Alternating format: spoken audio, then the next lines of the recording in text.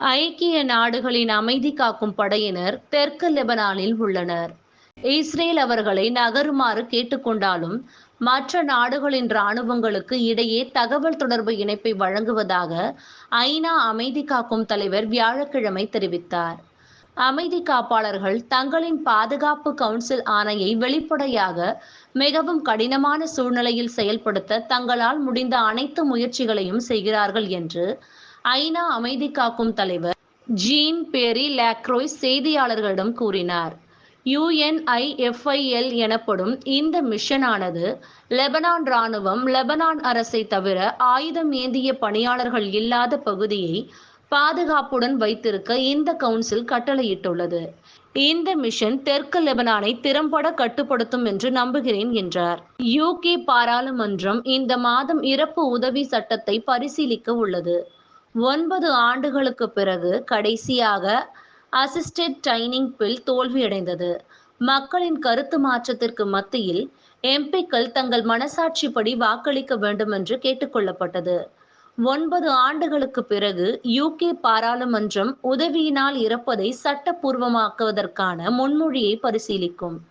ஆளும் தொழிற்கட்சியின் நாடாளுமன்ற உறுப்பினரான கிம் லீட்பீட்டர் அக்டோபர் 16ஆம் தேதி நோயுற்றவர்களுக்கு வாழ்க்கையின் இறுதி கவனிப்பை வழங்குவதற்கான ஒரு தீர்வு இது மற்றும் அவர்களுக்கும் அவர்களின் அன்புக்குரியவர்களுக்கும் கூடுதல் பாதுகாப்புகளை வழங்குவதற்கான மசோதாவை அறிமுகப்படுத்துவதாக கூறினார்.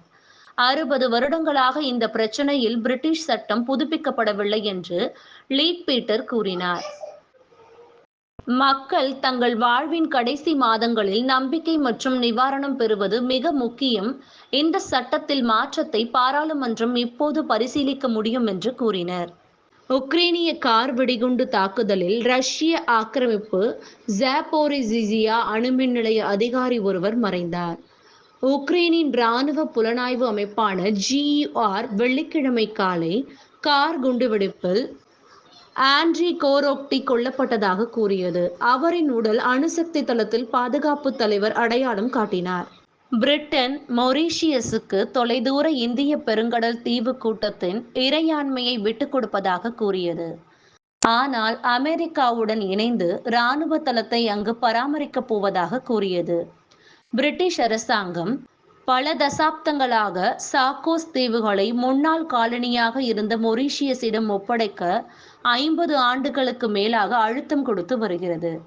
அமைக்கப்படும் தளத்தின் நிலை சந்தேகத்திற்கு இடமின்றி சட்டப்பூர்வமாக பாதுகாப்பாக இருக்கும் என்று இங்கிலாந்து வெளியுறவு அமைச்சகம் தெரிவித்துள்ளது. ஆரம்ப கால குத்தகையாக 99 ஆண்டுகள் தளம் திறந்திருக்கும் என்று பிரிட்டிஷ் மொரீஷியஸின் கூட்டு அறிக்கை கூறியது.